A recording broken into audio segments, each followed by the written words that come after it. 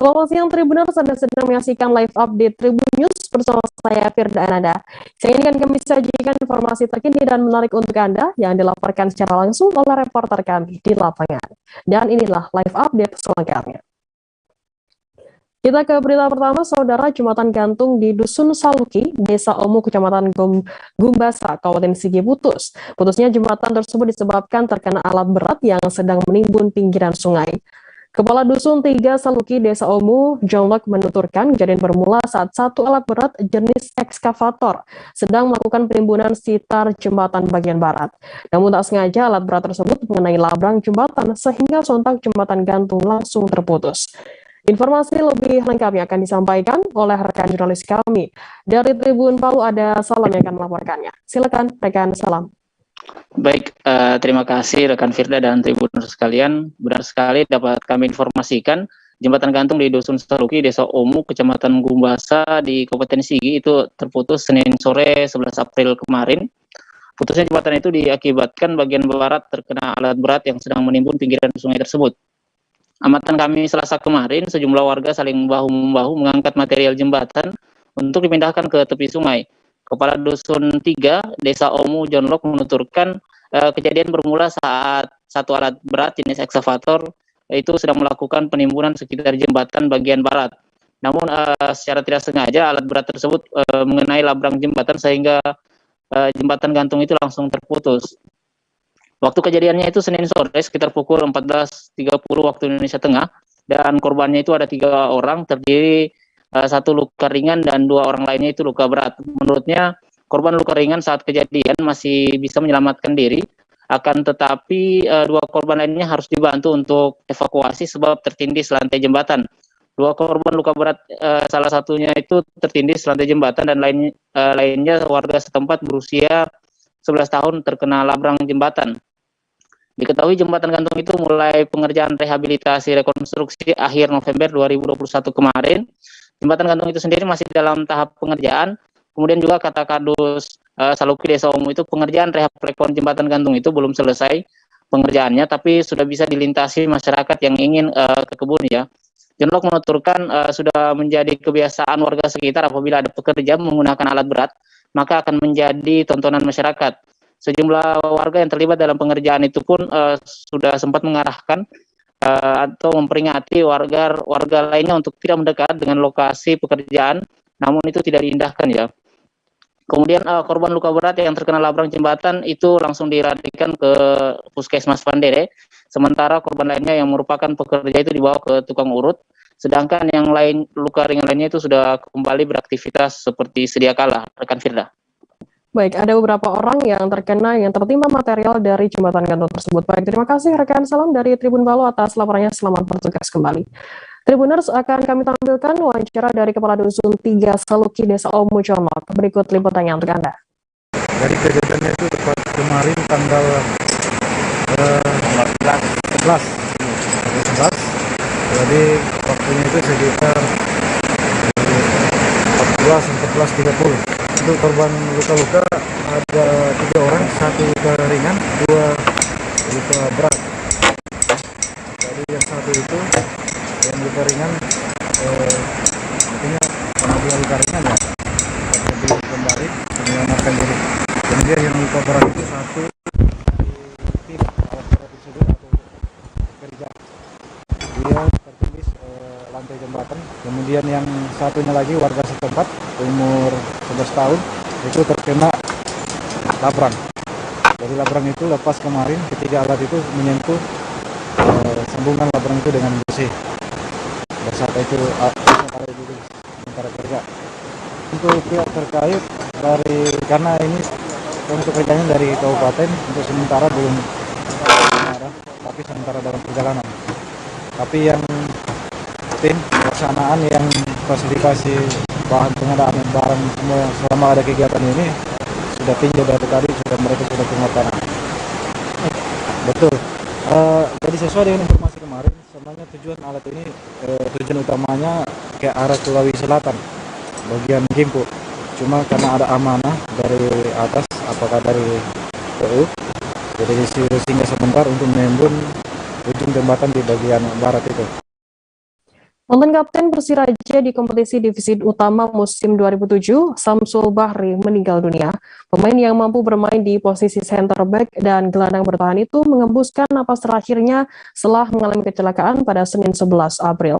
Kecelakaan lalu lintas tersebut terjadi antara truk Fuso dengan dam truk di Jalan Nasional Tapak Tuan, Subulus Salam, tepatnya di Rantau Sialang, Gampong Pasilembang, Kecamatan Kelut Selatan, Kabupaten Aceh Selatan. Akibat kecelakaan tersebut, Samsul Bahri, penumpang dam truk asal Desa Sidorejo, Kecamatan Medan Tembung, Kota Medan, Sumatera Utara, dilaporkan meninggal dunia di lokasi kejadian. Informasi lebih lengkapnya akan disampaikan oleh rekan jurnalis kami dari Serambi News Indonesia, ada Taufik Ses yang akan melaporkannya. Silakan rekan Taufik. Baik, rekan Firda, dapat kami informasikan mantan Kapten Persiraja di kompetisi utama musim 2007, Samsul Bahri meninggal dunia. Pemain yang mampu bermain di posisi center back dan gelandang bertahan itu menghembuskan napas terakhir setelah mengalami tabrakan pada Senin 11 April 2022. Kecelakaan lalu lintas terjadi antara truk Fuso dengan dam truk di Jalan Nasional Tapak Tuan, Subulus Salam, tepatnya di Rantau Sialang, Gampong Pasilembang, Kecamatan Kelut Selatan, Kabupaten Aceh Selatan. Akibat kecelakaan ini, Samsul Bahri yang kala itu menumpang dam truk asal Desa Sidoarjo, Kecamatan Medan Tembung, Kota Medan, Sumatera Utara, dilaporkan meninggal di lokasi kejadian. Kapolres Aceh Selatan AKBP Ardanto Nugroho yang dikonfirmasi melalui Kasat Lantas itu Alfian Syahril membenarkan adanya kejadian itu. Ia mengatakan kejadian yakni sekira pukul 11.30 WIB. Kendaraan yang terlibat laka lantas tersebut yakni mobil angkutan barang jenis Mitsubishi dump truck nomor polisi BL8630CA warna hitam dengan Mitsubishi Cold Diesel nomor polisi BK8394FY warna kuning. Mobil Mitsubishi dump truck dikemudi Bukhari R, warga Gampong Belang Dalam, Kecamatan Babarut, Kabupaten Aceh Barat Daya. Sedangkan mobil Mitsubishi Cold Diesel dikemudi Nopriadi, warga Gampong Kapasisak, Kecamatan Trumon, Kabupaten Aceh Selatan dengan penumpang Samsul Bahri, warga Desa Sidorejo, Kecamatan Medan Tembung, Kota Medan. Kasat Lantas kala itu menjelaskan saat kejadian dam truk melaju dari arah Tapak Tuan menuju arah Subulus Salam dengan kecepatan sedang. Sesampai di lokasi kejadian, dari arah bersamaan melaju satu unit mobil Mitsubishi Cold Diesel. Cold Diesel yang dikemudi Nopriadi hilang kendali saat hendak mendahului dam truk di depannya, sehingga menabrak bagian belakang sebelah kanan dam truk. Selain merugikan korban jiwa, kondisi Cold Diesel tersebut juga rusak parah pada bagian depan, demikian juga dengan dam truk mengalami peyot di bagian belakang. Informasi terakhir yang diterima dari Camat Kelut Selatan, Mulyadi S, jenazah korban setelah dikafankan langsung dibawa pulang untuk dikebumikan di kampung halaman. Sebagaimana diketahui, Samsul Bahri merupakan pemain kelahiran Kota Langsa, Provinsi Aceh. Samsul Bahri pernah memperkuat sejumlah klub seperti PSSI Semarang, Persiraja, PSSD Biren, Bintang Medan, PSMS Medan, dan PSK Kuarta. Samsul mulai bergabung ke Persiraja pada tahun 2006. Kala itu lantak laju tampil di kompetisi Divisi 1 Liga Indonesia. Tak butuh waktu lama bagi dirinya. Bahkan saat dilantik Riano Asnan, dia didebatkan sebagai kapten tim. Demikian juga ketika Persiraja dilatih oleh pelatih asal Medan, MK Kaidir, Samsul Bahri tetap diberi kepercayaan memimpin teman-temannya di lapangan. Ia hanya bertahan hingga musim 2007. Selepas itu Samsul hengkang ke PSSB Birun. Semusim bersama PSSB, ia kembali membela Persiraja. Usai berwarawiri di klub Aceh, akhirnya Samsul memutuskan untuk meniti karir bersama tim-tim di Sumatera Utara.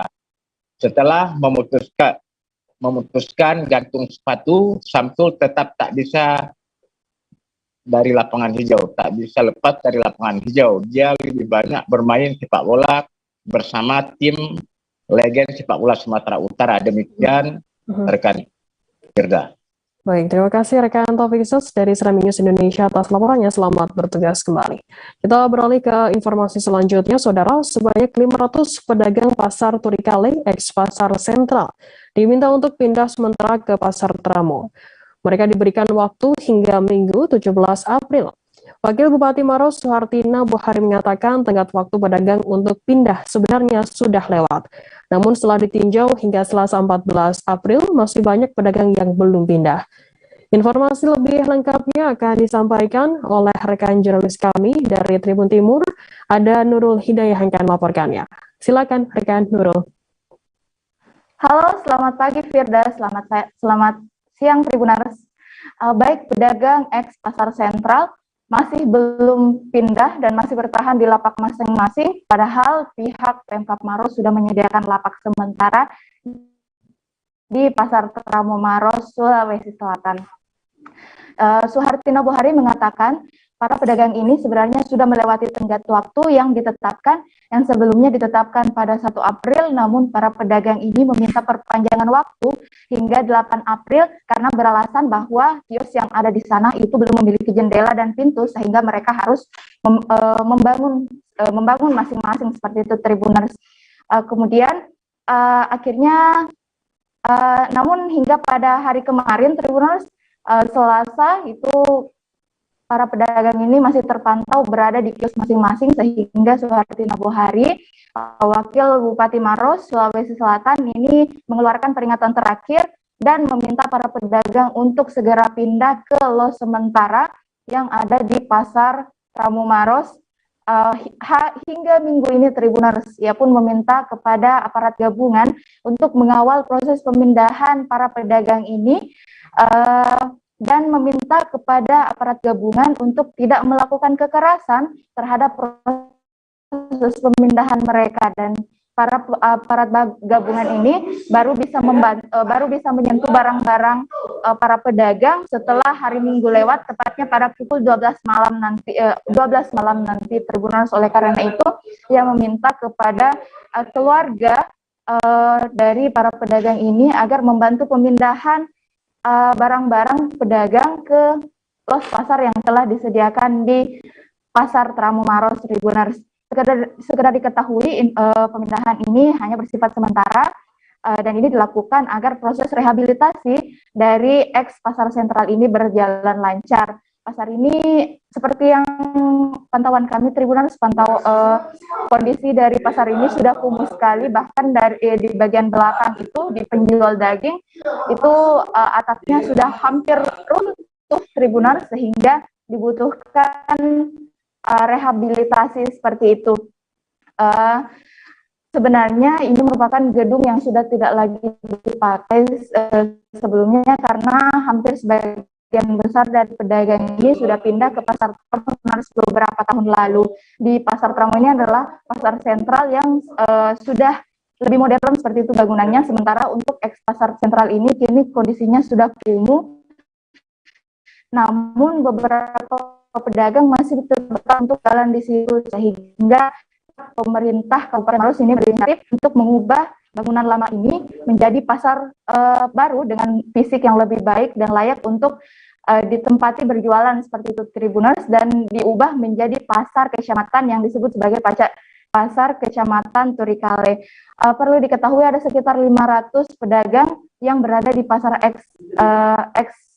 pasar Tramo ini, pasar sentral ini maksud saya Tribuners, dan sementara lapak yang disediakan, lapak sementara itu hanya 142 kios dan 100 lebih itu merupakan lapak. Jadi sebagian dari mereka itu harus membangun lapak secara swadaya karena memang pada rapat-rapat sebelumnya itu yang terdaftar dari pedagang pasar pasar sentral ini hanya sekitar 200, namun semakin ke sini semakin banyak yang bertambah, dan alhasil yang terdaftar itu yang tidak terdaftar yang daftarnya berada di belakang itu harus membangun kios secara swadaya seperti itu. Kembali ke studio Firda.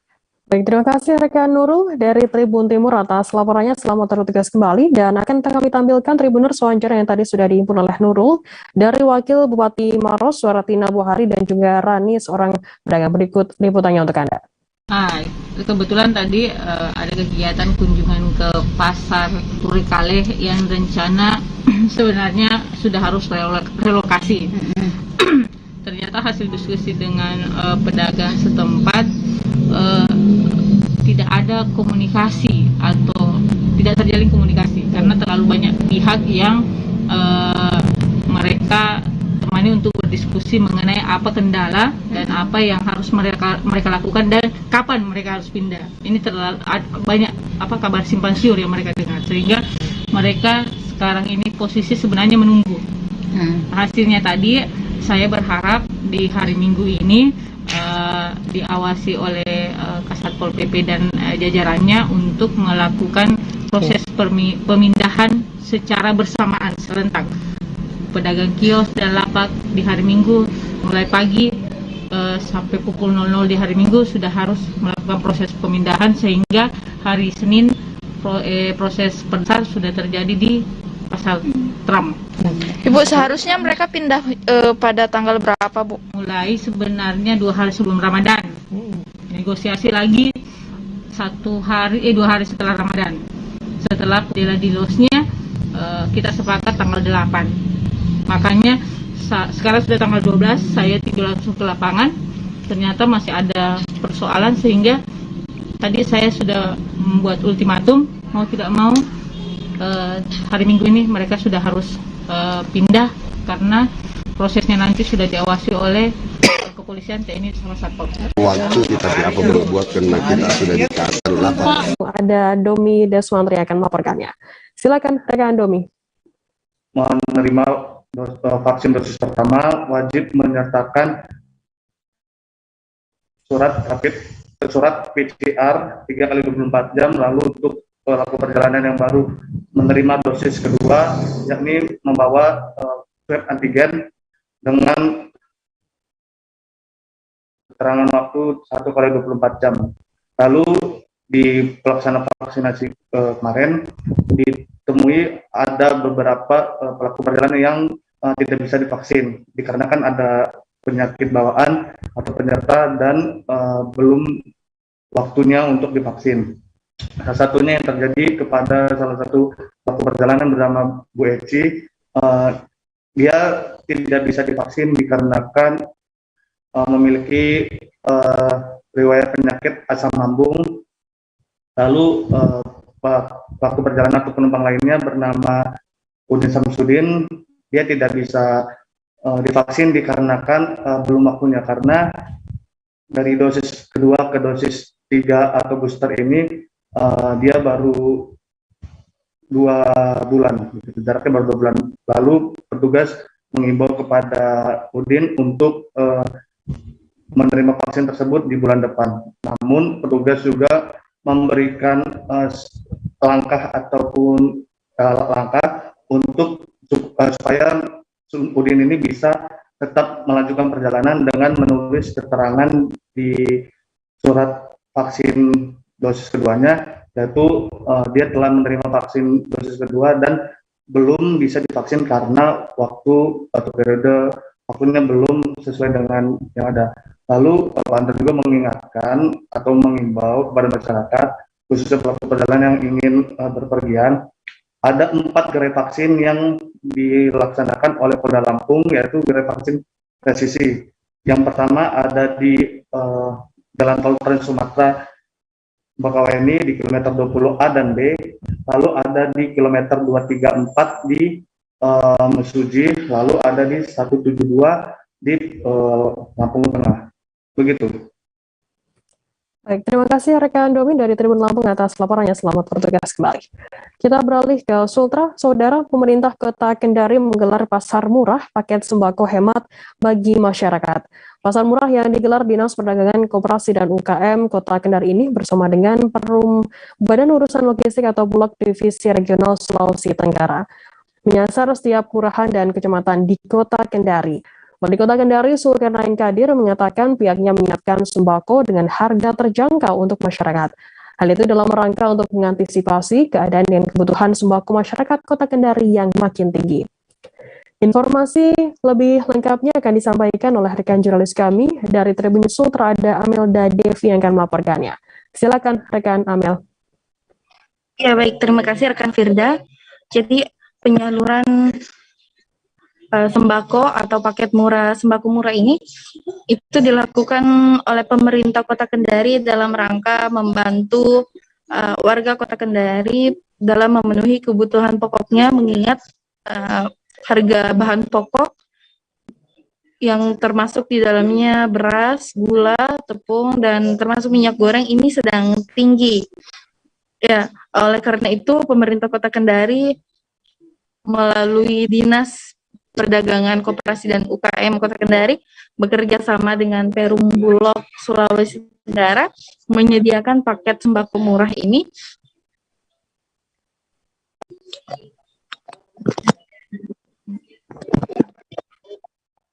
Halo rekan Amel. Ya, mohon maaf. Ya, saya lanjutkan. Pemerintah bersama Perum Bulog Kota Kendari menyalurkan bantuan ini. Sekiranya ada 4.000 paket, Firda, dari pihak Bulog menyediakan paket. Untuk diketahui, paket yang disediakan ini ada 2 pilihan. Yang pertama, paket dengan harga 100.000 berisikan beras premium 3 kg, kemudian tepung dan gula pasir 1 kg, ada juga ikan kaleng, dan beberapa jenis bahan pokok lainnya. Sementara di paket satunya seharga 108.000 itu isinya sama, ada beras, minyak goreng, gula, dan ikan sarden. Yang membedakan di paket yang kedua ini ukuran berasnya yakni 5 kg. Ya, untuk sistem yang digunakan pemerintah Kota Kendari bersama Perum Bulog yaitu menggunakan sistem by order, artinya masyarakat yang ingin mendapatkan paket murah ini bisa langsung melapor ke pihak RT RW untuk didata dan selanjutnya dilaporkan ke Perum Bulog yang akan siap langsung mengantarkan paket tersebut. Ya, sistem ini digunakan untuk mencegah kerumunan karena sebelumnya pihak Bulog juga pernah melakukan pasar murah, namun proses pendistribusiannya itu hanya di satu titik, yaitu di kantor Perum Bulog, dan itu mengakibatkan menumpuknya massa masyarakat bertumpuk di satu titik sehingga dianggap tidak efektif.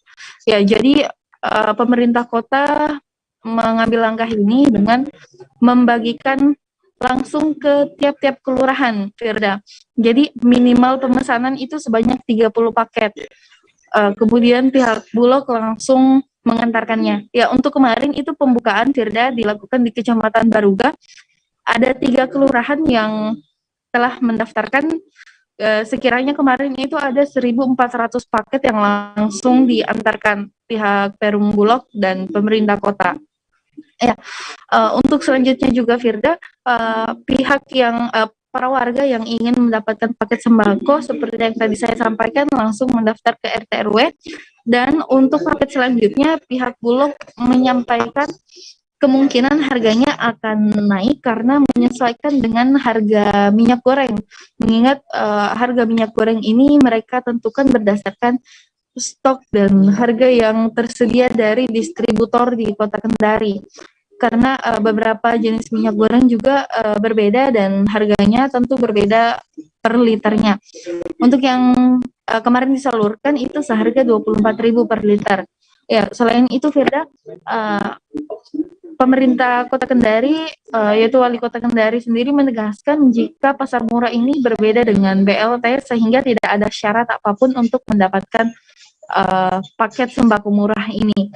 Jadi semua masyarakat Kota Kendari yang ingin mendapatkan paket murah bisa langsung mendaftar. Seperti itu, Firda. Baik, terima kasih rekan Amel dari Tribun Timur dari Tribun News Ultra atas laporannya. Selamat bertugas kembali. Tribuners, tadi jurnalis kami juga sudah menghimpun keterangan dari Wali Kota Kendari Sulkarnain Kadir dan juga Kepala Perumbulok Sultra Siti Mardati Saing. Berikut liputannya untuk Anda. Setiap orang order mungkin harganya sedikit berbeda mengingat harga di pasar minyak goreng yang memang berdasarkan stok dan harga yang ada di distributor. Kalau untuk yang disiapkan hari ini, paketnya itu isinya apa saja? Kalau ini beras premium ya, premium itu 5 kilo, kemudian ada tepung terigu 1 kilo, gula pasir 1 kilo, kemudian minyak goreng kemasan yang 900 ml. Kemudian ada sablon. Yang ini tadi sampaikan yang 3 kilo 100.000, yang 5 kilo 180.000. Itu berbeda juga. Nah, untuk paket berikutnya mungkin lebih tinggi karena stok minyak goreng yang akan masuk ke ini kemasannya botol diskon, jadi dia lebih mahal.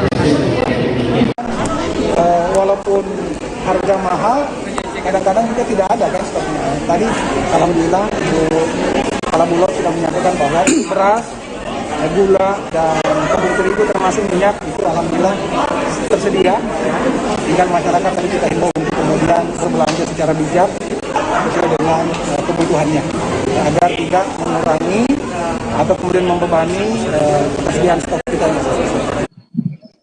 Kita beralih ke informasi selanjutnya, Saudara. Hingga Senin 11 April, capaian vaksinasi COVID-19 tahap pertama di Provinsi Kepulauan Bangka Belitung telah mencapai 96,05%.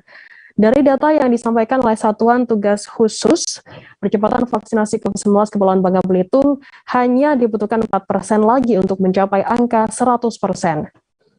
Kepala Biro Operasi Polda Kepulauan Bangka Belitung, Kombes Pol Ponco Sudiantoko, yang juga menjabat sebagai Satgasus Percepatan Vaksinasi, menyatakan hingga kini capaian vaksinasi secara menyeluruh di tahap pertama sudah ada 96,05%. Informasi lebih lengkapnya akan disampaikan oleh rekan jurnalis kami dari Bangka Pos, ada Joni Kurniawan yang akan melaporkannya. Silakan rekan Joni.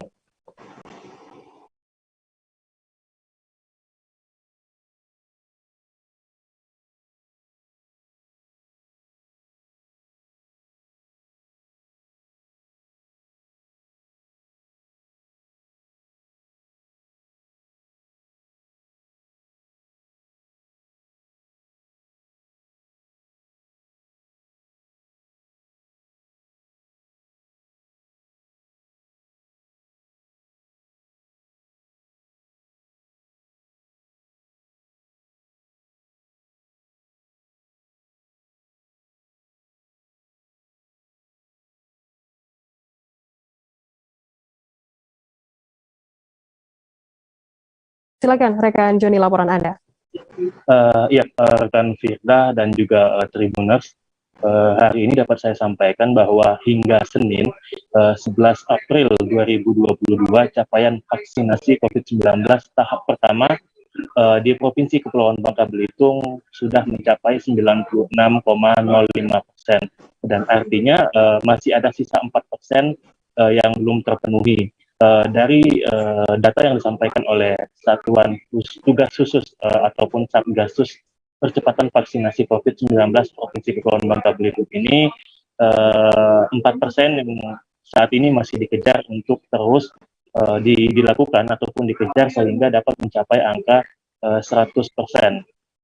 Kepala Biro Operasi Polda Kepulauan Bangka Belitung, Kombes Pol Ponco Sudiantoko, yang juga menjabat sebagai staf pengendali dan pelaporan Satgasus Percepatan Vaksinasi COVID-19 Provinsi Kepulauan Bangka Belitung menyatakan saat ini vaksinasi tahap pertama sudah mencapai 96,05%, sedangkan tahap kedua sudah mencapai 80,79%, sedangkan tahap ketiga ataupun vaksinasi lanjutan atau sering disebut sebagai booster sudah mencapai 11,01%.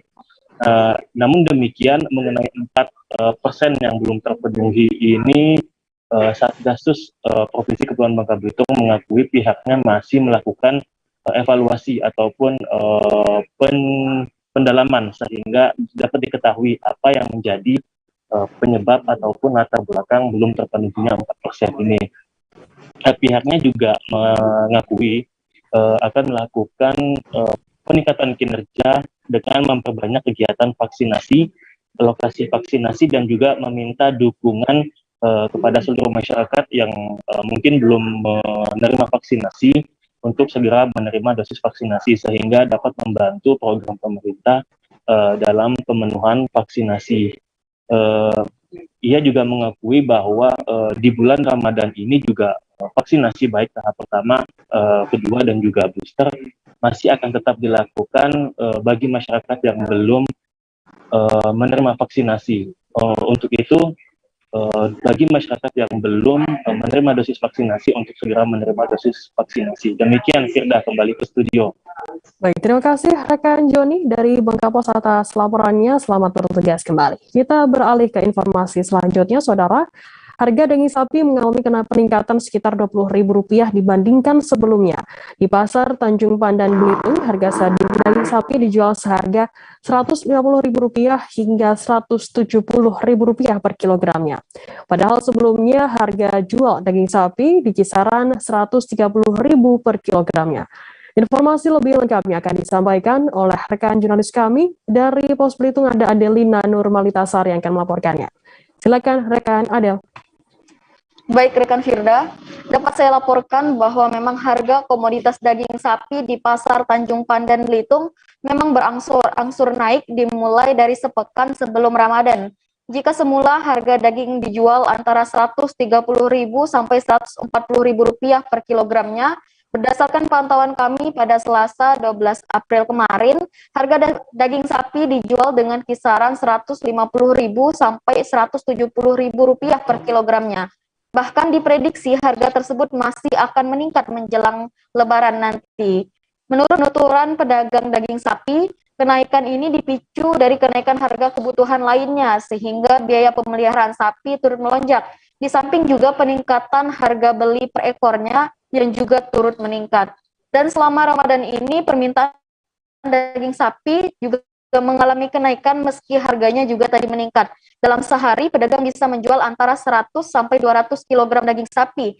Jumlah tersebut bisa meningkat 2 sampai 3 kali lipat saat menjual daging sapi yang baru dipotong.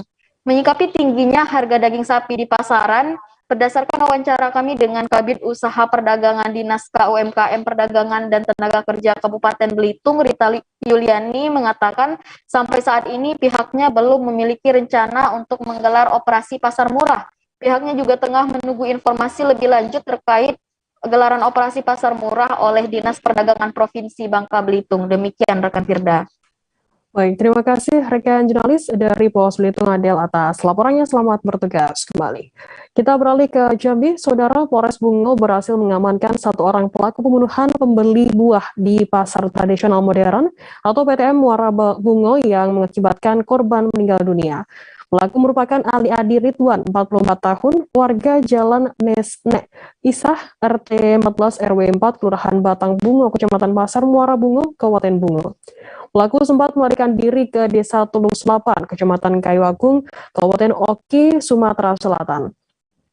Informasi lebih lengkapnya terkait hal ini akan disampaikan oleh rekan jurnalis kami dari Tribun Jambi, ada Sopianto yang akan melaporkannya. Silakan rekan Sopian.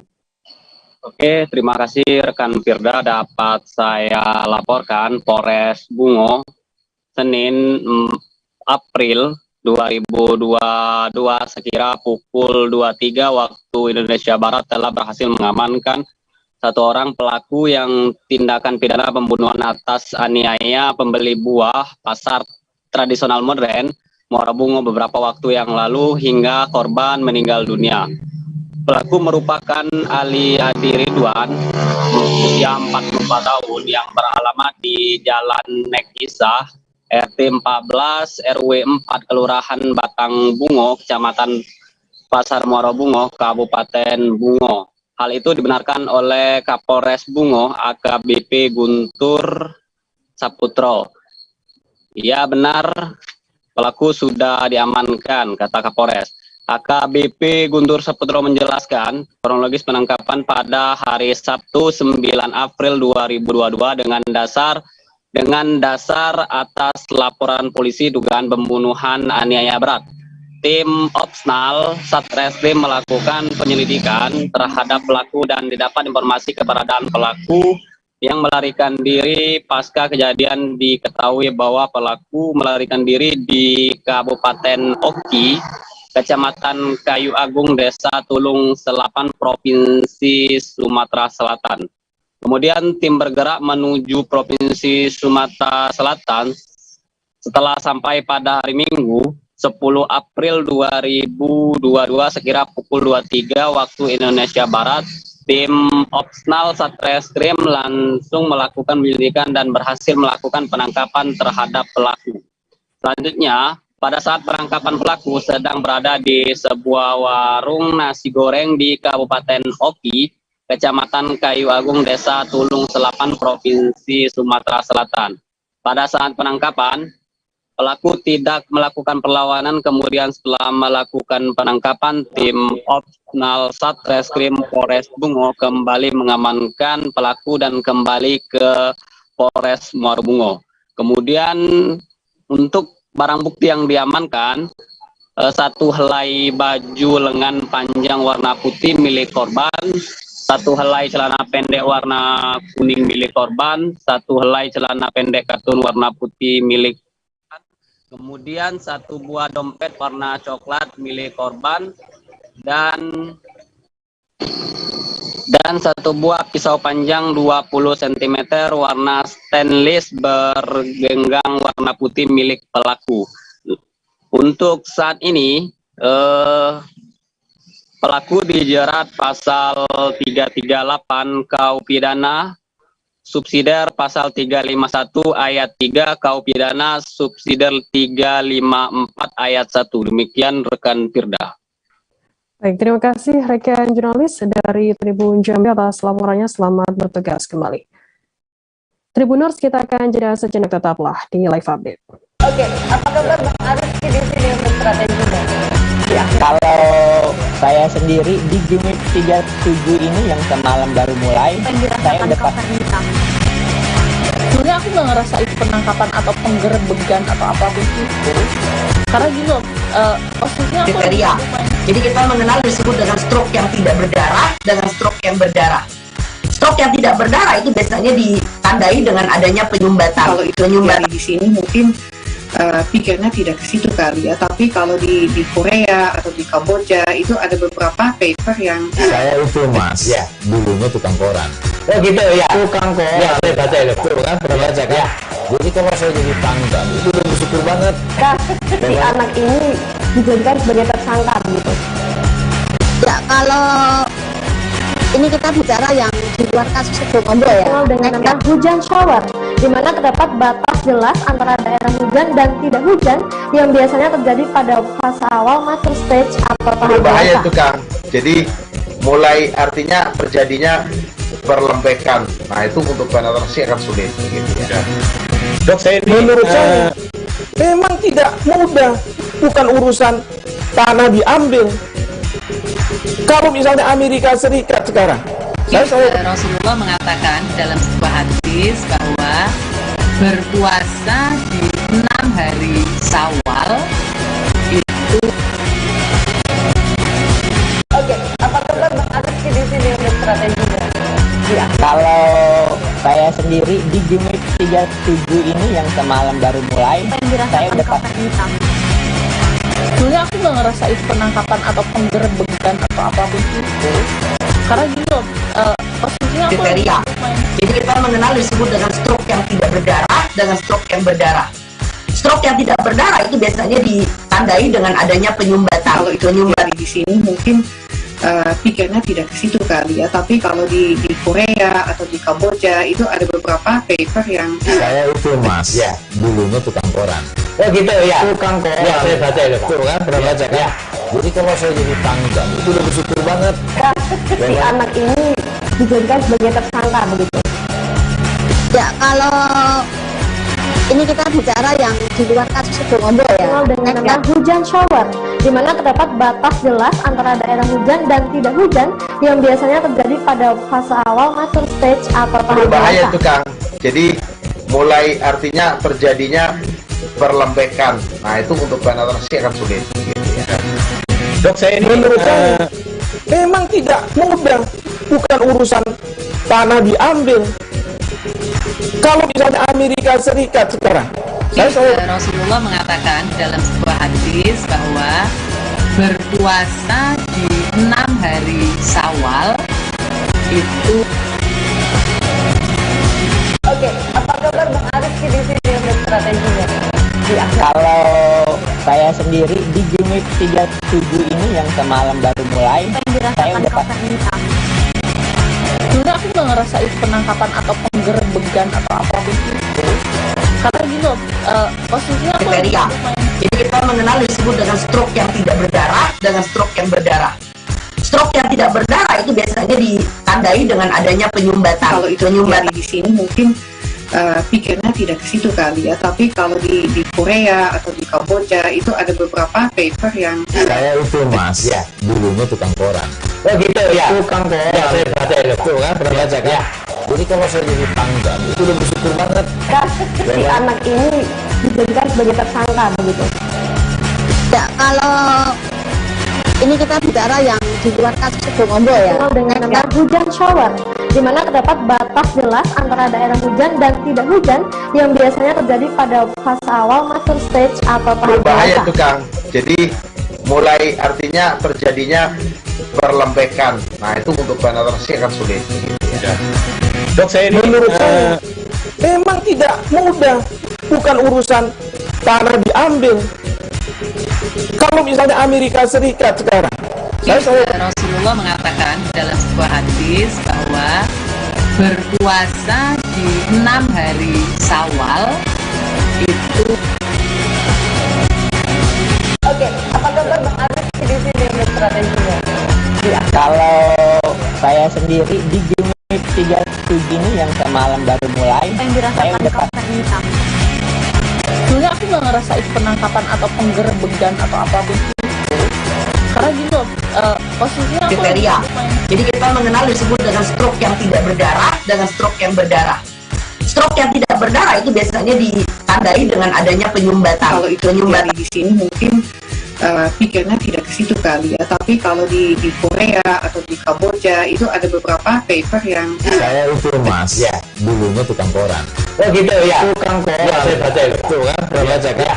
Jadi kalau saya jadi pangdam itu udah bersyukur banget. Si anak ini dijadikan sebagai tersangka begitu. Ya, kalau ini kita bicara yang di luar kasus Situbondo ya. Dengan nama hujan shower, di mana terdapat batas jelas antara daerah hujan dan tidak hujan yang biasanya terjadi pada fase awal master stage atau tahap Berbahaya dewasa. itu Kang.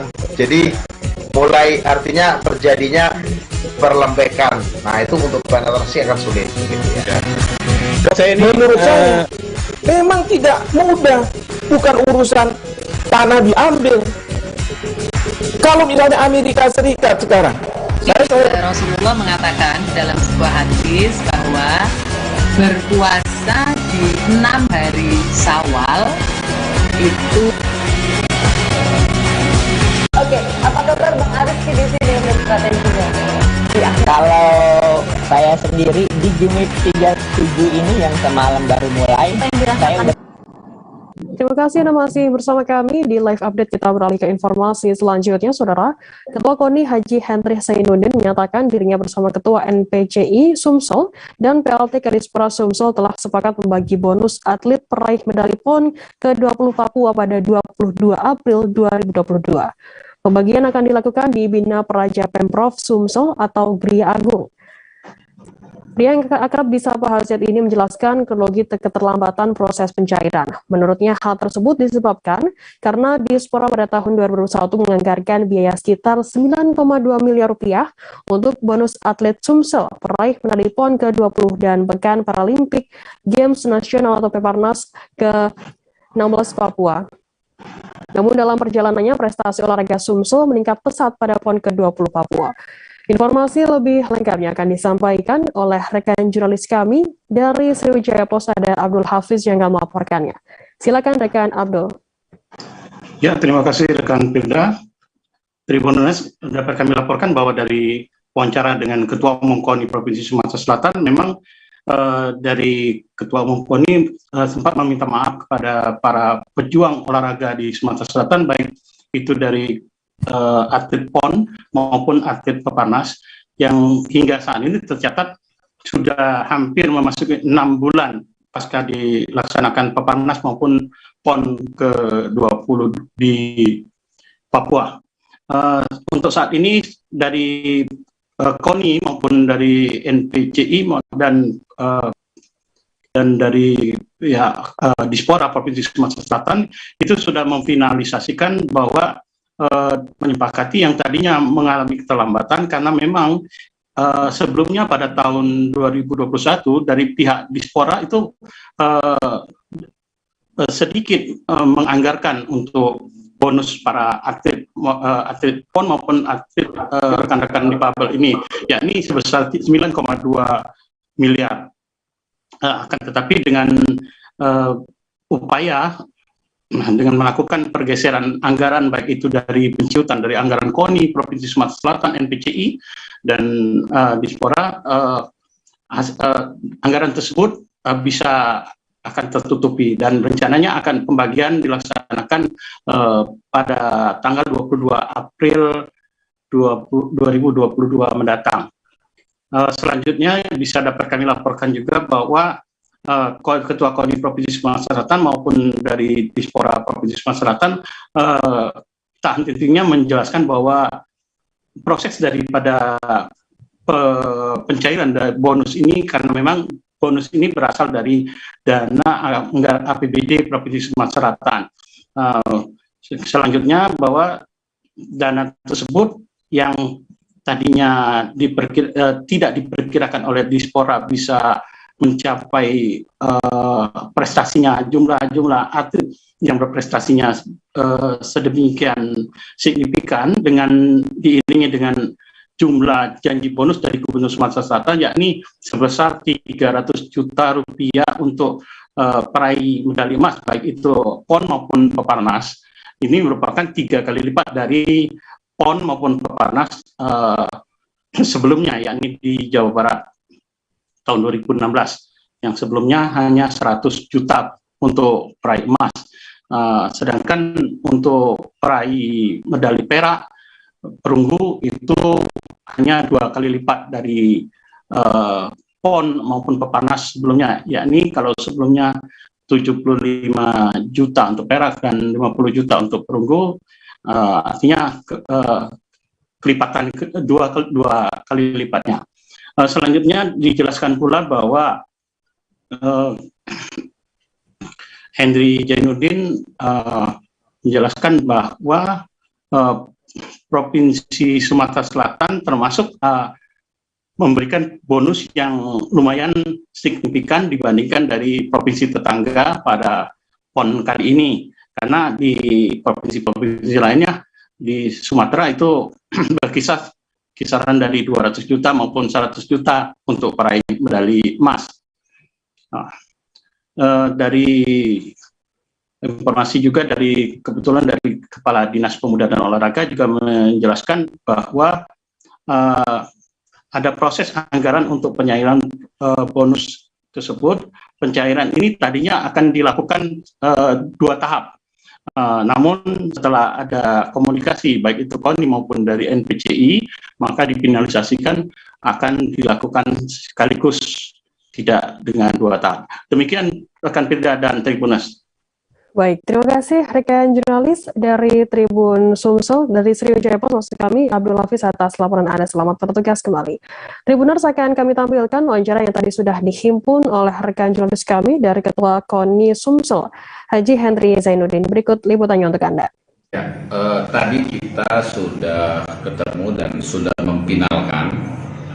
Insya Allah kita akan bagi bonus tanggal 22 April. Alhamdulillah. Di Bina Praja atau di Gili Agung nantinya. Jadi kami akan menjelaskan sedikit kronologis kenapa terlambat gitu ya. Bukan terlambat karena proses. Pertama, pihak Dispora waktu tahun 2021 menganggarkan biaya lebih kurang sekitar 9,2 M untuk bonus PON dan bonus NPC. Nah, dalam perjalanannya prestasi olahraga di Sumatera Selatan meningkat pesat gitu kan. PON kita ranking 16, kemarin dari 21 gelaran dapat medali juga banyak, 8 emas dan peraknya berapa, banyak sekali. Begitu juga NPC dapat 10 besar di Indonesia, Sumatera Selatan. Nah, dengan meresapnya prestasi ini dan dibarengi bonus yang cukup signifikan untuk atlet, emas 300 juta, yang lain-lain berapa, akhirnya dana itu kurang. Nah, dana kurang ini tentu dicarikan solusi dan alhamdulillah solusinya sudah dapat. Anggaran KONI dan NPC dikurang-kurangi untuk kepentingan bonus PON dan bonus NPC. Puluhan mahasiswa di Kota Singkawang menggelar aksi damai di depan kantor DPRD Kota Singkawang. Aksi yang dilakukan para mahasiswa tersebut bertujuan untuk menyampaikan sejumlah aspirasi kepada para dewan. Sayangnya tak satupun anggota DPRD yang menjumpai para demonstran di depan kantor. Hal ini lantas membuat para mahasiswa merasa kecewa. Mereka pun menyayangkan sikap dari para dewan tersebut. Informasi lebih lengkapnya akan disampaikan oleh rekan jurnalis kami dari Tribun Pontianak, ada Rizky Kurnia yang akan melaporkannya. Silakan rekan Rizky. Baik, rekan Cerda dan juga Tribuners. Jadi memang pada Selasa 12 April kemarin, puluhan mahasiswa gabungan dari HMI Kota Singkawang, dari BEM STIT Syarif Abdurrahman Singkawang, kemudian dari BEM UT Poteng menggelar aksi unjuk rasa di depan kantor DPRD Kota Singkawang. Nah, aksi tersebut mereka lakukan untuk menyampaikan aspirasi mereka kepada para dewan terkait isu dan persoalan yang dihadapi masyarakat di Kota Singkawang saat ini, seperti tingginya harga minyak goreng, kemudian langkanya solar, dan juga penolakan terhadap wacana jabatan Presiden 3 periode. Namun dari pantauan kami di lapangan kemarin, aksi unjuk rasa yang dilakukan oleh para mahasiswa ini tidak mendapatkan respon dari DPRD Kota Singkawang. Tidak satupun anggota DPRD yang menemui ataupun menjumpai para mahasiswa saat aksi tersebut. Hal ini kemudian membuat para mahasiswa merasa kecewa dan menyayangkan sikap dari DPRD tersebut, seperti yang diungkapkan oleh Ketua Umum HMI Cabang Kota Singkawang, Isan. Ya, dan rekan-rekan mahasiswanya menyayangkan sikap DPRD tersebut karena menurutnya aspirasi yang mereka sampaikan seharusnya didengarkan langsung oleh DPRD selaku perwakilan dari rakyat. Terlebih aspirasi tersebut ia katakan merupakan isu krusial dan persoalan yang tengah dialami dan dihadapi oleh masyarakat Kota Singkawang. Namun meski tidak menjumpai satupun anggota DPRD, para mahasiswa ini tetap melanjutkan aksi dan orasi mereka di depan kantor DPRD. Mereka juga sempat masuk ke ruang paripurna di kantor DPRD setelah mendapatkan izin dengan syarat tidak melakukan aksi anarkis dan tetap mematuhi protokol kesehatan. Nah, di ruang paripurna mereka menyanyikan lagu pergerakan maksud kami dan membacakan tuntutan serta aspirasi mereka. Selain itu, Tribuners, kami juga sudah mengkonfirmasi terkait alasan ketidakhadiran para anggota DPRD di lokasi saat aksi damai tersebut berlangsung. Menurut informasi yang kami dapatkan dari Bapak Karim, selaku Sekretaris DPRD Kota Singkawang, menyebutkan bahwa seluruh DPRD Kota Singkawang sedang berada di luar kota saat aksi tersebut. Nah, kepergian tersebut ia katakan terkait pembahasan laporan keterangan pertanggungjawaban atau LKPJ Kota Singkawang. Dengan ketidakhadiran anggota DPRD ini, kemudian Karim sebagai fasilitator menerima aspirasi para mahasiswa untuk kemudian disampaikan kepada para anggota DPRD ketika pulang nanti. Nah, setelah aspirasi diterima, para mahasiswa ini kemudian membubarkan diri dengan tertib sembari dikawal langsung oleh pihak Polres Singkawang dan Satpol PP. Begitu, Ferda. Baik, terima kasih rekan jurnalis Tribun Pontianak Rizky Kurnia atas laporannya. Selamat bertugas kembali. Tribun menampilkan wawancara yang tadi sudah di Rizky dari Ketua HMI Cabang Singkawang bernama Isyan. Berikut liputannya. Mahasiswa sendiri terkait ketidakhadiran Dewan dalam aksi ini. Oke, baik, kami sangat menyayangkan penyataan Dewan ataupun ada sebuah surat balasan dari Dewan DPRD Kota Singkawang yang kemarin dibalas, dan tentunya ini menjadi kita sebagai mahasiswa, tentunya masyarakat Kota Singkawang dan Kota Singkawang serta kami perwakilan dari HMI Kota Singkawang sangat menyayangkan tidak hadirnya salah satu dewan, padahal 30 DPRD ataupun 30 dewan pada hari ini belum melakukan ataupun belum terbang keluar kota. Nah, ini sangat kami sayangkan. Ada kegiatan aksi-aksi lain nggak sih untuk menyusul ini? Teman-teman baru konsolidasi mengenai hal ini. Mungkin habis ini kawan-kawan ada gelombang kedua tentunya. Sehingga kami menyampaikan aspirasi tepat sasaran, karena pada aksi kami hari ini yang sangat kami sayangkan adalah tidak adanya dewan dan hanya diwakili oleh sekretaris dewan, dan kami yakin pasti ada gelombang-gelombang kedua dan tentunya akan bergabung dengan elemen-elemen masyarakat.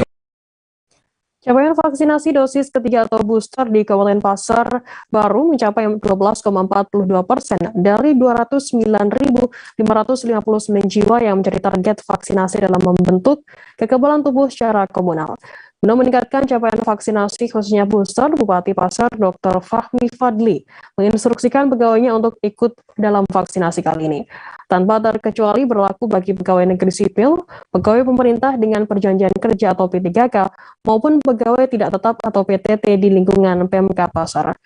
Informasi lebih lengkapnya akan disampaikan oleh rekan jurnalis kami dari Tribun Kaltim, ada Saifullah Ibrahim yang akan melaporkannya. Silakan rekan Saiful. Ya, rekan Perda, untuk saat ini capaian vaksinasi di Kabupaten Pasar untuk dosis pertama itu sebanyak 92%. Sementara untuk capaian vaksinasi dosis kedua sebanyak 75,72%. Dan terakhir ini untuk capaian vaksinasi booster yang paling rendah yaitu 12,42%. Sehingga dalam mengambil langkah percepatan vaksinasi tersebut, Bupati Pasar telah mengeluarkan instruksi nomor 10 tahun 2022 tentang percepatan capaian vaksinasi booster di lingkup pegawai bagi aparatur sipil negara, pegawai pemerintah dengan perjanjian kerja, dan pegawai tidak tetap di lingkup pemerintah Kabupaten Pasar. Dengan mewajibkan seluruh ASN, seluruh pegawai pemerintah Kabupaten Pasar yang belum divaksin untuk segera melakukan vaksinasi, baik itu dosis 1, dosis 2, dan booster. Bagi pegawai yang tidak melakukan vaksinasi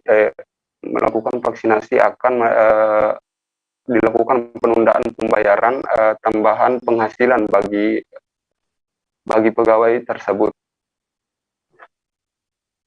Bagi pegawai tersebut yang telah yang bisa divaksinasi namun tidak bersedia untuk dilakukan vaksinasi, kemudian melakukan penundaan pembayaran gaji pegawai yang secara medis dapat dilakukan vaksinasi namun mendapat penolakan dari pejabat yang bersangkutan untuk divaksin. Batas waktu penundaan pembayaran gaji atau tambahan penghasilan bagi ASN tersebut berlaku sampai pegawai sudah melakukan vaksinasi dosis 1, dosis 2, dan juga dosis 3. Namun terdapat pengecualian bagi pegawai yang memang sudah tidak bisa dilakukan vaksinasi. Instruksi dari Bupati tersebut mulai berlaku pada 11 April 2022 kemarin. Sementara dari pemaparan Kepala Dinas Kabupaten Pasar, Kepala Dinas Kesehatan Kabupaten Pasar, untuk vaksinasi dosis pertama itu membentuk kekebalan tubuh hanya 16%, sementara untuk dosis kedua membentuk kekebalan tubuh 87%, dan untuk dosis ketiga atau booster dapat membentuk kekebalan tubuh 97%. Sehingga Dinkes mengimbau untuk seluruh masyarakat di Kabupaten Pasar maupun pegawai dari pemerintah Kabupaten Pasar untuk melakukan vaksinasi dosis 3. Ya, sekian rekan. Baik, terima kasih rekan Saiful dari Tribun Kaltim atas laporannya. Selamat bertugas kembali. Kita beralih ke informasi selanjutnya. Saudara, kebakaran maut yang menewaskan satu keluarga dalam bengkel di Jalan Warakas 1 RT 16 RW 1 Kelurahan Warakas Tanjung Priok, Jakarta Utara menghebohkan warga setempat. Saat kejadian, warga sekitar mendengar teriakan para korban yang terjebak dalam bengkel seiring berkobarnya si jago merah. Meski mendengar teriakan kesakitan para korban di dalam bengkel, warga tak bisa berbuat apa-apa. Sebab kilatan api dari dalam bengkel menyeruak hingga ke Jalan Warakas 1 sampai hawa panasnya tak sanggup diterobos oleh warga. Informasi lebih lengkapnya akan disampaikan oleh rekan jurnalis kami dari Tribun Jakarta, ada Gerald Leonardo yang akan melaporkannya. Silakan rekan Gerald. Ya, selamat siang Firda dan juga Tribuners dimanapun Anda berada. Memang dapat saya laporkan bahwa kebakaran maut terjadi tepatnya di Jalan Warakas 1, RT 16 RW 1, Kelurahan Warakas, Kecamatan Tanjung Priok, Jakarta Utara pada Selasa dini hari lalu, di mana memang kebakaran ini menghanguskan satu bangunan yang terdampak parah atau yang hangus seluruhnya, yakni satu bengkel motor di Jalan Warakas 1 ini. Dan naasnya memang kebakaran ini mengakibatkan satu keluarga yang terdiri dari 5 orang yang merupakan penghuni bengkel tersebut meninggal dunia karena memang mereka terjebak di dalam bengkel. Adapun Firda dan juga Tribuners, kebakaran ini terjadi sekitar pukul 2.40 waktu Indonesia Barat Selasa dini hari kemarin, di mana dalam prosesnya api berkobar begitu cepat dan begitu besar, sehingga dalam kondisi situasi di sekitar lokasi yang cukup sepi, warga baru menyadari ada api ketika memang ada beberapa yang melihat dan mengabarkan warga setempat lainnya. Ketika kebakaran terjadi, Firda dan juga Tribuners, memang kondisi bengkel tersebut dalam keadaan terkunci, sehingga warga yang berada di sekitar lokasi pun tidak sempat untuk mendobrak masuk ke dalam bengkel tersebut, yang ternyata di dalamnya ada satu keluarga yang masih terjebak. Warga tak bisa berbuat banyak lantaran memang juga api yang berkobar hebat sudah begitu besar dan hawa panasnya juga terasa sampai di Jalan Warakas 1, sehingga warga tak bisa berbuat banyak untuk menyelamatkan 5 orang yang terjebak di dalam bengkel tersebut. Setelah itu juga warga akhirnya melaporkan peristiwa kebakaran ini kepada petugas daripada Suku Dinas Penanggulangan Kebakaran dan Penyelamatan Jakarta Utara, di mana petugas tak lama setelah menerima laporan warga langsung mengerahkan sedikitnya 10 unit mobil damkar untuk memadamkan api, dan dari hasil pengerahan petugas ini, api akhirnya bisa dipadamkan sekitar pukul 3:55 waktu Indonesia Barat pada Selasa dini hari lalu. Adapun memang Firda dan juga Tribuners, kejadian kebakaran ini awalnya memang terjadi ketika satu keluarga yang tinggal di dalam bengkel tersebut sudah terlelap, dan berdasarkan keterangan dari pemadam kebakaran dan juga warga, pintu atau rolling door daripada bengkel ini juga diduga terkunci dari luar, ketika salah satu anggota keluarga yang dalam hal ini selamat dari peristiwa kebakaran ini sedang keluar untuk beraktivitas tertentu, dan memang disebutkan oleh warga dan petugas pemadam kebakaran pintu rolling door ini dikunci dari luar, sehingga ketika kebakaran hebat ini terjadi, satu keluarga yang terdiri dari seorang ayah, ibu, dan 3 orang anaknya di dalam itu sudah tidak bisa menyelamatkan diri karena mereka terkunci dari dalam. Namun memang satu keluarga ini sempat berteriak minta tolong dan juga menggedor-gedor pintu rolling door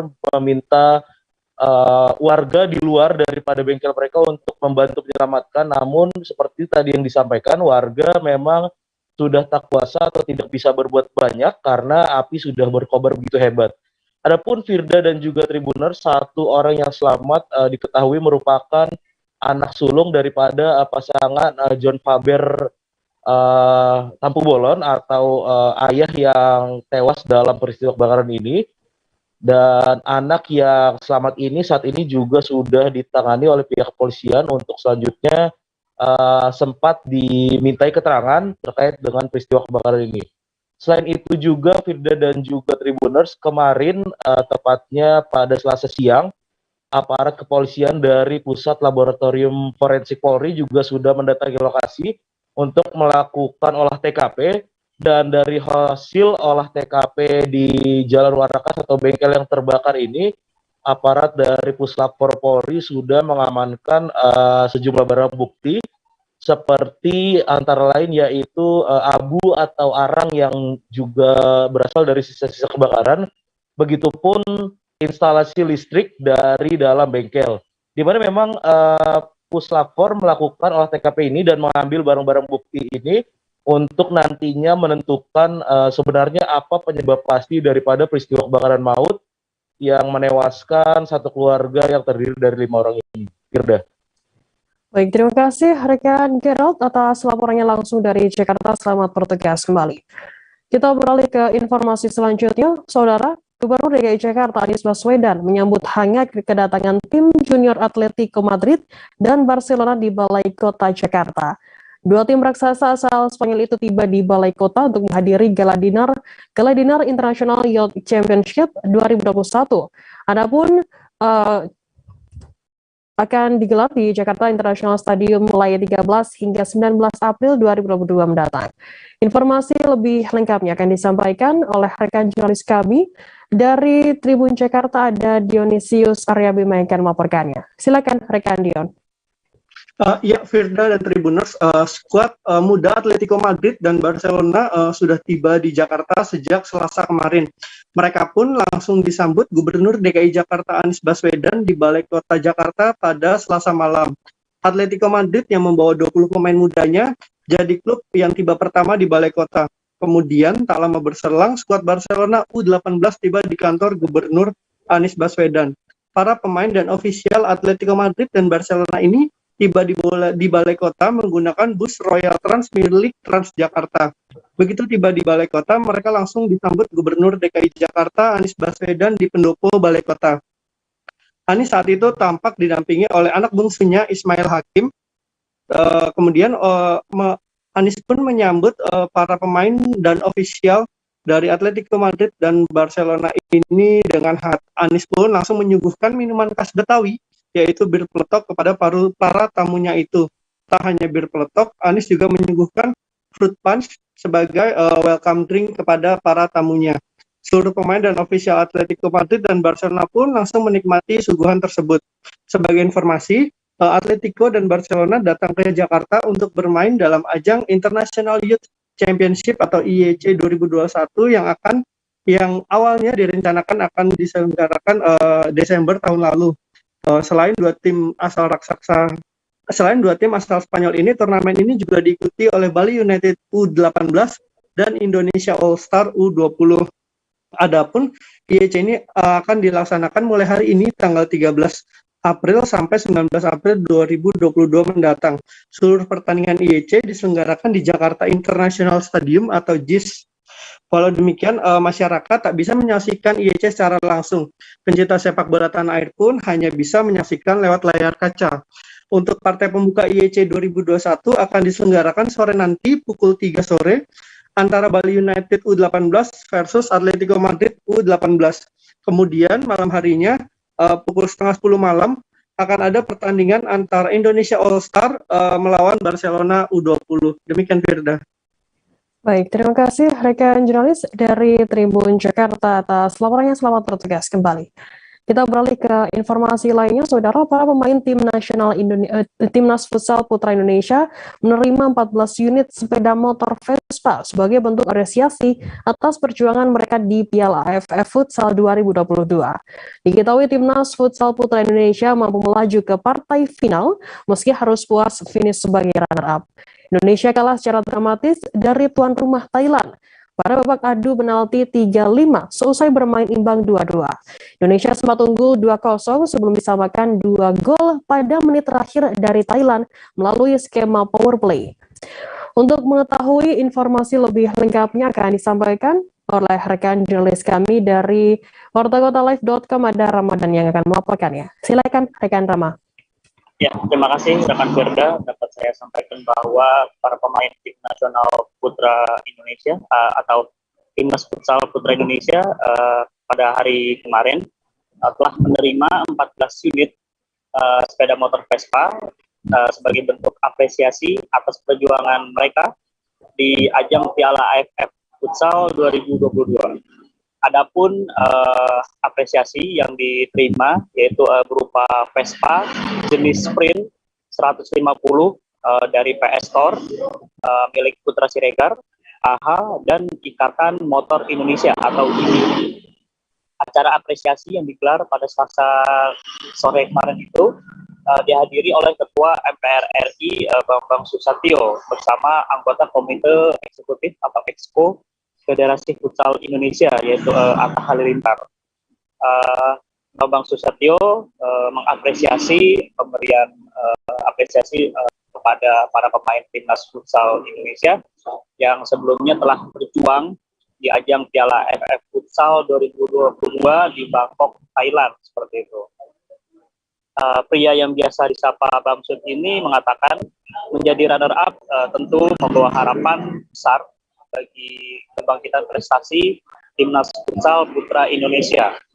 Diketahui Timnas Futsal Putra Indonesia otomatis berhak mengikuti Piala Asia Futsal 2022 yang bakal dilangsungkan di Kuwait pada 25 September hingga 20 Oktober 2022 mendatang.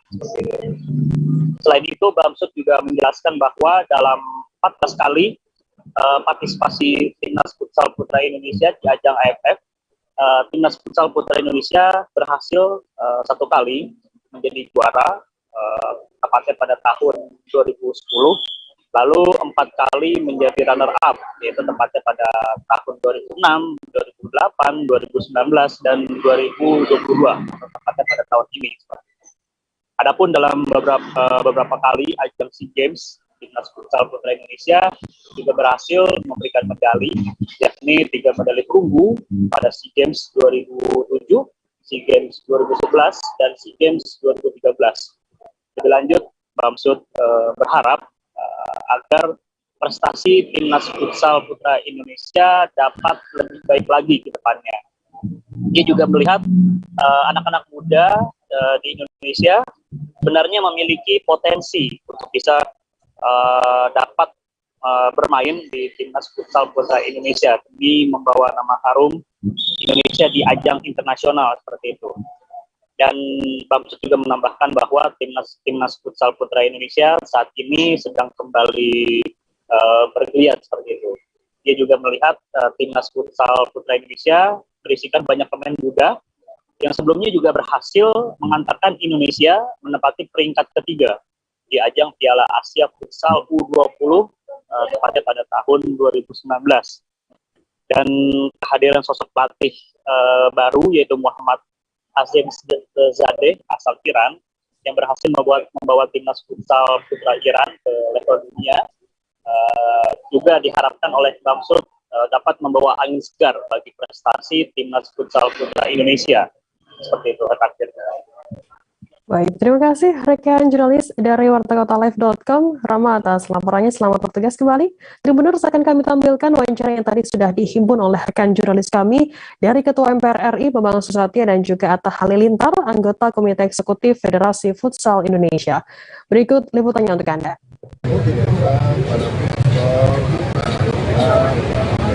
Kawan-kawan dari apresiasi yang biasa kepada Timnas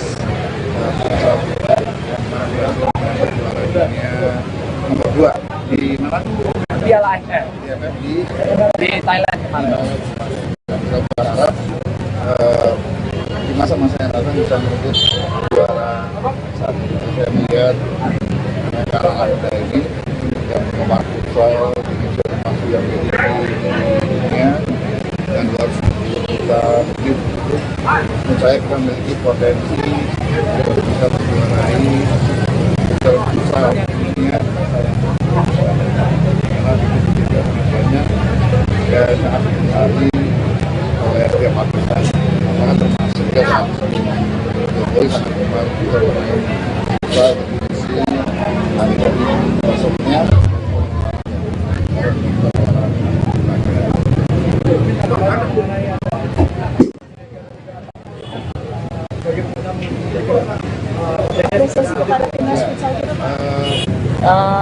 Ya karena memang kemarin pengen yang beda ya, yang beda terus kan banyak supportnya, apalagi ini kan ada IMI juga, jadi berkaitan dengan otomotif juga, jadi kolaborasi yang luar biasa lah gitu. Tapi dengan saya waktu itu ketemu sama salah satu teman baik saya, Bang Putra Siregar, terus kita pengen bagi iPhone juga, Vespa juga, iWatch juga, jadi biar anak-anak muda kita ini merasa diapresiasi dan yang muda-muda yang nonton juga merasa termotivasi untuk jadi pemain hebat. Karena kita lihat kan bakat-bakat futsal di Indonesia sekarang banyak banget, apalagi dengan support yang baik pasti akan membuat mereka lebih berkembang lagi.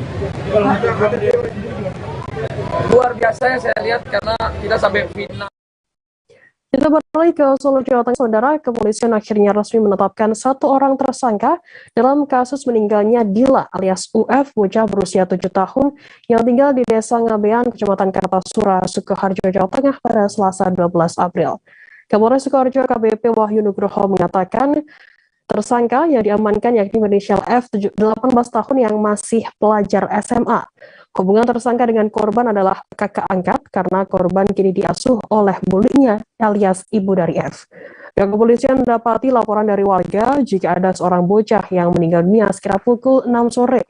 Laporan tersebut ditindaklanjuti dengan mendatangi rumah korban dan memeriksa 3 kakak korban. Informasi lebih lengkapnya akan disampaikan oleh rekan jurnalis kami dari Tribun Solo, ada Agil Setiawan yang akan melaporkannya. Silakan rekan Agil. Ya, Firda, update terbaru dari kasus penganiayaan yang mengakibatkan seorang pemuda berusia 7 tahun berinisial UV atau alias Dila. Saat ini kepolisian menetapkan 2 tersangka dalam kasus tersebut, yang mana tersangka utama sendiri berinisial F berusia 18 tahun dan tersangka kedua berinisial G usia 24 tahun. Dari konferensi yang baru saja dirilis oleh Polres Sukoharjo bahwasanya kedua tersangka melakukan penganiayaan terhadap Dila yang masih berumur 7 tahun sejak beberapa bulan terakhir. Alasannya karena mereka jengkel, korban tidak menuruti keinginan mereka dan susah diatur. Namun pada kemarin hari Rabu tanggal 13 April bahwasanya kekerasan yang dilakukan oleh tersangka F mengakibatkan korban meninggal dunia. Dan saat ini pihak kepolisian telah menetapkan 2 tersangka, yaitu kakak beradik. Bahwasanya dari keterangan warga sendiri, Dila sendiri merupakan anak angkat dari budinya, yang mana orang tua Dila, ayahnya sudah meninggal dan ibunya menitipkan Dila kepada kakaknya atau budi dari Dila. Namun seiring berjalannya waktu, keluarga dari budi Dila ada masalah keluarga dan bercerai, sehingga budi Dila harus merantau ke Jakarta, dan Dila saat ini dirawat oleh ketiga anak budinya atau kakak angkat dari korban. Sekian, Firda. Baik, terima kasih rekan Agil. Ternyata ada update terkini yakni ada 2 orang yakni kakak beradik yang ditetapkan sebagai tersangka atas kasus kematian dari Dila, bocah berusia 7 tahun yang ada di Kartasura, Sukoharjo, Jawa Tengah. Terima kasih atas laporannya, selamat bertugas kembali. Kita beralih ke informasi selanjutnya, Saudara.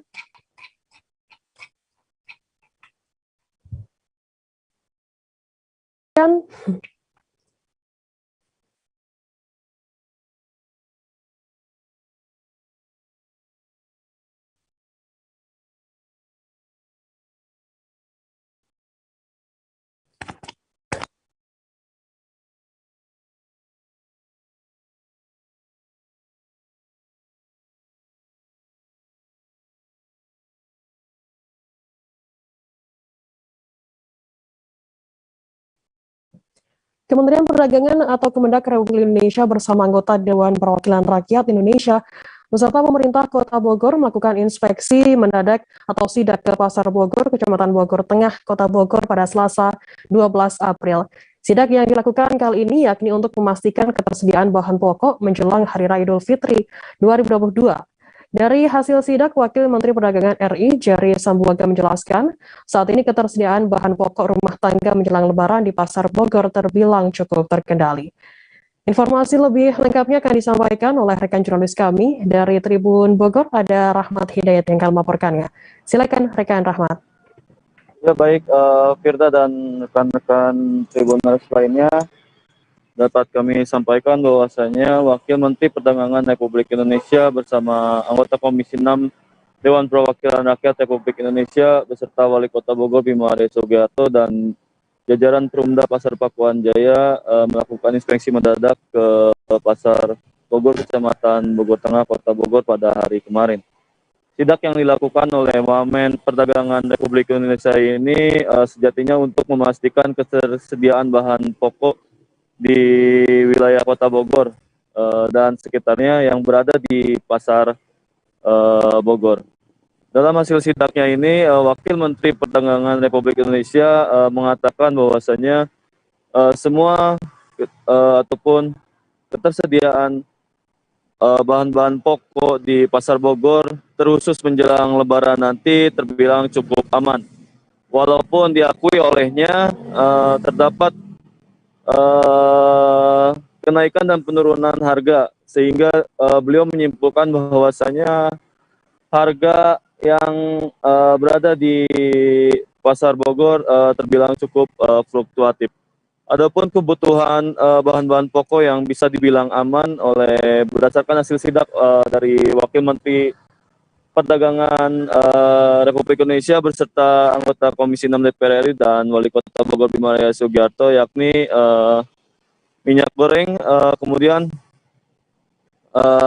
daging, kemudian terigu dan bahan-bahan pokok lainnya. Namun terkhusus untuk minyak goreng jenis curah, pihak Wamen Perdagangan Republik Indonesia dan jajaran lainnya menemukan bahwasanya di Pasar Bogor masih terdapat penjual yang menjual minyak goreng jenis curah di atas head yang sudah ditentukan oleh pemerintah, yakni sekira Rp14.000 hingga Rp15.500. Namun yang ditemukan pada saat kemarin berkisar di angka Rp15.500 sampai ke angka Rp18.000. Namun tegas Wamen, harga tersebut cukup terbilang stabil ataupun tidak mengalami kenaikan harga yang signifikan. Kemudian kami pun mendapatkan informasi lainnya dari Wali Kota Bogor Bima Arya Sugiarto. Beliau mengatakan bahwasannya permasalahan yang ada di Kota Bogor, terkhusus di pasar-pasar Kota Bogor ini terlihat di cara pendistribusian bahan-bahan pokok. Terkhusus itu minyak goreng yang saat ini sedang menjadi bahan perbincangan di kalangan masyarakat. Bahkan beberapa waktu lalu Bima Arya sempat melakukan inspeksi mendadak secara perorangan bersama jajaran pemerintah lainnya ke salah satu agen distributor minyak goreng curah terbesar di Kota Bogor yang berada di Cimanggu, Kota Bogor. Dalam hasil sidaknya itu ditemukan bahwasanya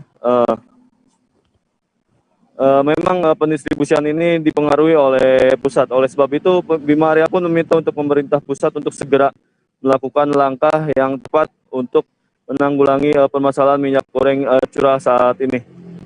Namun kembali lagi ke hasil sidak yang kemarin, selain itu Bima Arya pun mengatakan bahwasannya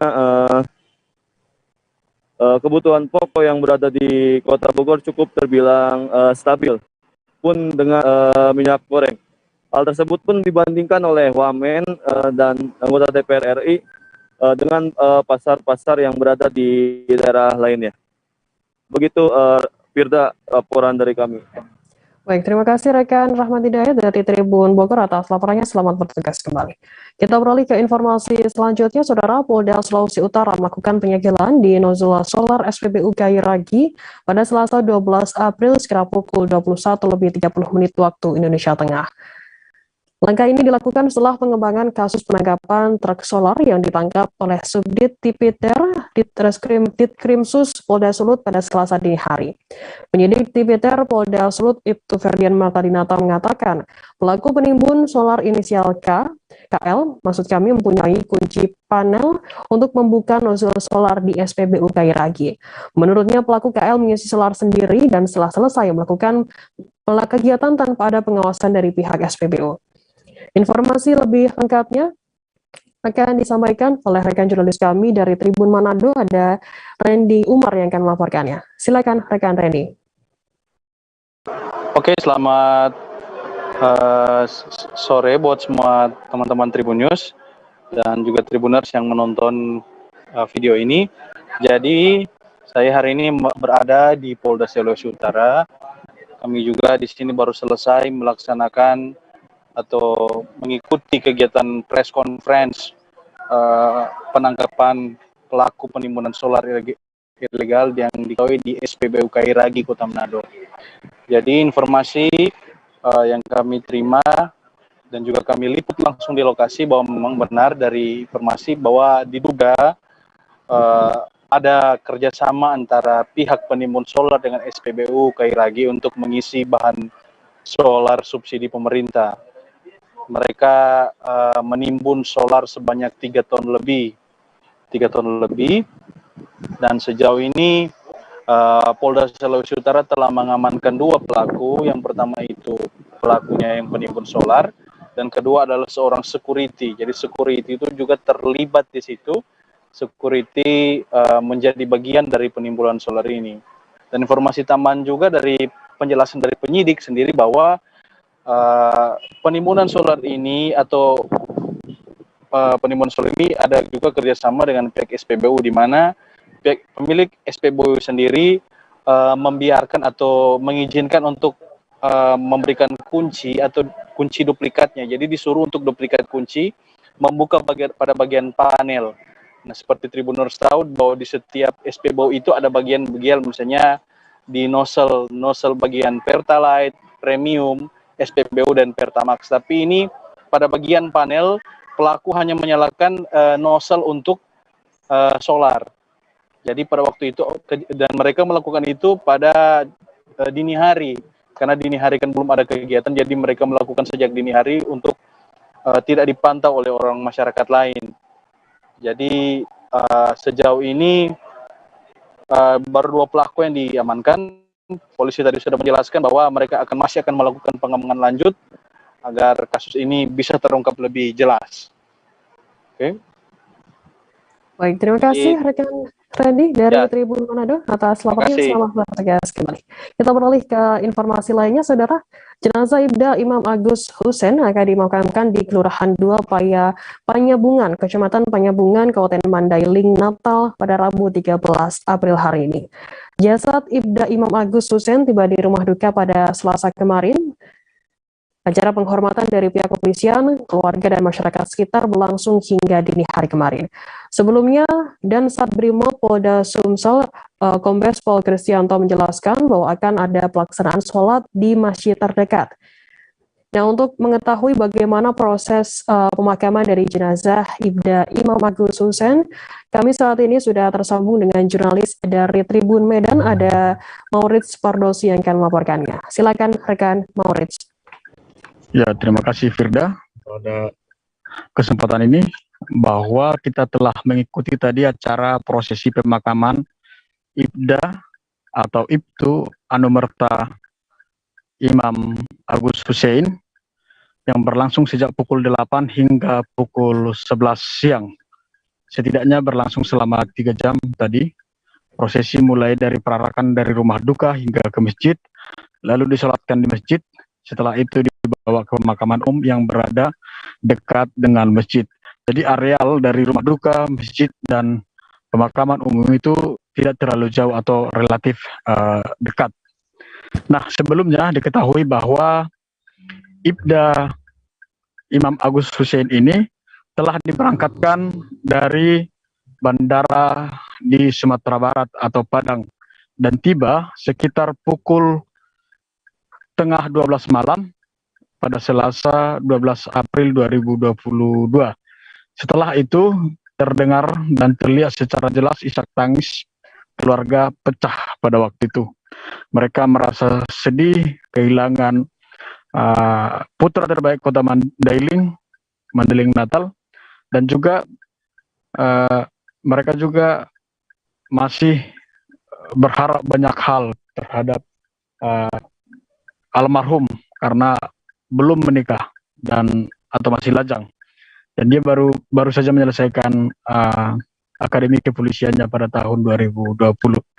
Nah, upacara tadi berlangsung hikmat dan terakhir tadi ada juga penyerahan bendera dan foto kepada keluarga oleh pihak kepolisian, khususnya dari Brimob Polda Sumatera Utara. Demikian, saudari Firda. Baik, terima kasih rekan jurnalis dari Tribun Medan, Maurits atas laporannya. Selamat bertugas kembali. Dan Tribuners, akan kami tampilkan wawancara dari Kapolres Mandailing AKBP Reza Hairul dan Satbrimob Kapolda Sumut Kombes Pol Kristianto. Berikut liputannya untuk Anda. Untuk besok pagi, tadi disampaikan oleh Bapak Bupati, pagi-pagi kita akan mensolatkan jenazah dulu di masjid. Nanti dari masjid akan kita laksanakan upacara pemberangkatan jenazah, dan nanti setelah itu kita menuju taman pemakaman umum, ada kebetulan taman keluarga untuk melakukan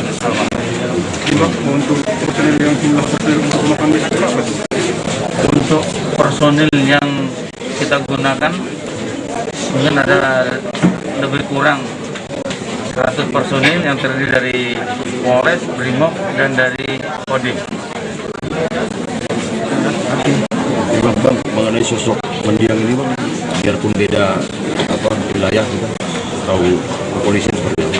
Yang jelas mendiang meninggal atau gugur dalam melaksanakan tugas yang kebetulan bertepatan pada saat tanggal 11 kemarin, pada saat ada unjuk rasa lebih serentak dari Bogor.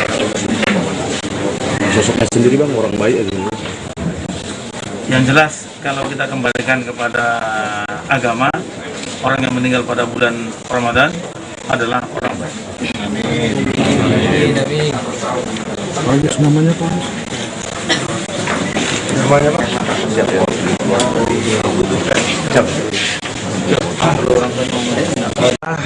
Barusan kita sudah menyelesaikan prosesi mulai dari pelepasan jenazah dari rumah duka, kemudian dilanjut dengan pelaksanaan pemakaman almarhum Inspektur 1 Anumerta Imam Agus Hussein. Ini almarhum diberi kenaikan 1 pangkat. Ya betul, jadi almarhum telah dianugerahi kenaikan pangkat luar biasa karena gugur dalam tugas kepolisian. Kebakaran terjadi di RT 6 RW 3 Desa Baluti, Kecamatan Kandangan, Kota Kandangan. Kebakaran tersebut menghanguskan 1 unit rumah milik warga.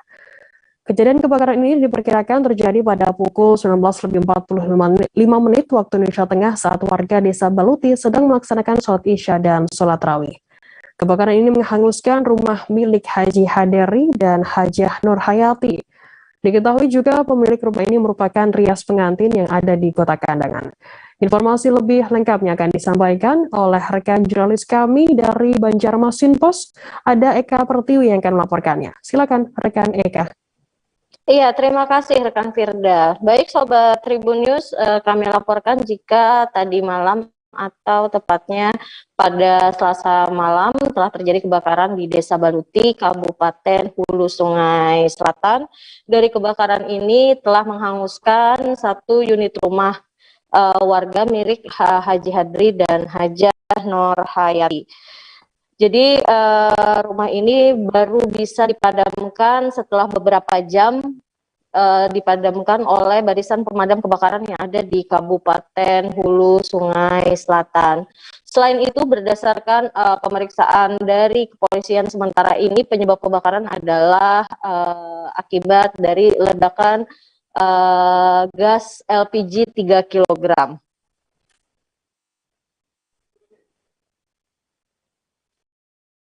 Ya, silakan dilanjutkan. Iya, sementara itu saja yang dapat kami laporkan. Ya, rekan Firda. Terima kasih rekan jurnalis dari Banjarmasin Post, Eka atas laporannya. Selamat bertugas kembali. Kita beralih ke informasi selanjutnya, saudara. Warga suku Helong selaku pemilik tanah Kelurahan Kolhua, Kecamatan Maulava, Kota Kupang, Nusa Tenggara Timur menolak pembangunan bendungan Kolhua. Pernyataan penolakan telah disampaikan berulang kali oleh warga. Dan terkini pada Senin 11 April pagi, warga mendatangi dan menduduki kantor Kelurahan Kolhua. Lurah Kolhua Silverstar Hello bersama stafnya tergesa-gesa meninggalkan kantor kelurahan. Lurah pun menghidupkan mobil kemudian tancap gas meninggalkan lokasi tersebut. Dan sikap sang lurah ini memicu kekecewaan warga yang hendak meminta penjelasan terkait undangan sosialisasi dan penolakan dari 37 pemilik lahan persawahan terhadap rencana pemerintah membangun bendungan Kolhua. Informasi lebih lengkapnya akan disampaikan oleh rekan jurnalis kami dari Pos Kupang, ada Christine Maliher yang akan melaporkan. Silakan rekan Christine. Terima kasih rekan Frida. Dari Kupang, Nusa Tenggara Timur, kami melaporkan bahwa kemarin Senin terjadi aksi dari warga suku Helong pemilik lahan persawahan bendungan Kolhua yang melakukan aksi demo di depan kantor Lurah Kolhua. Mereka menuntut Lurah memberikan klarifikasi terhadap undangan 37 KK yang menolak sosialisasi dari Balai Sungai terkait dengan rencana pembangunan bendungan Kolhua. Warga pun meminta penjelasan, akan tetapi lurah itu tidak memberikan penjelasan dan pergi begitu saja meninggalkan kantor lurah. Karena aksi lurah tersebut yang meninggalkan kantor lurah, warga merasa kecewa, lalu menuntut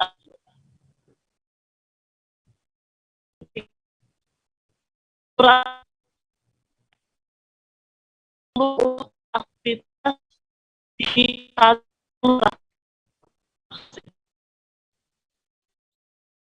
Halo rekan Christine.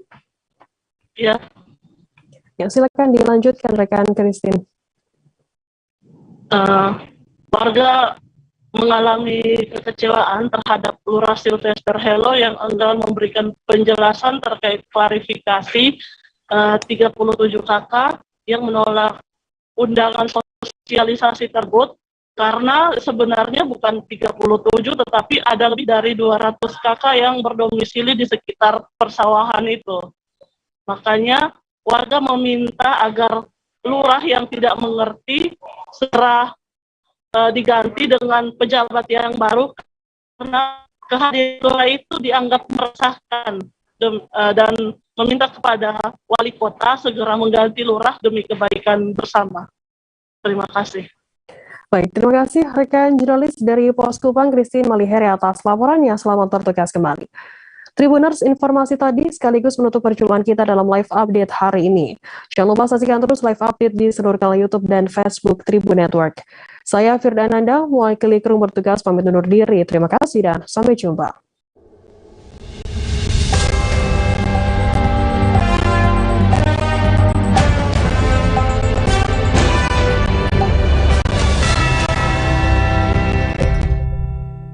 Jangan lupa like, subscribe, dan share ya.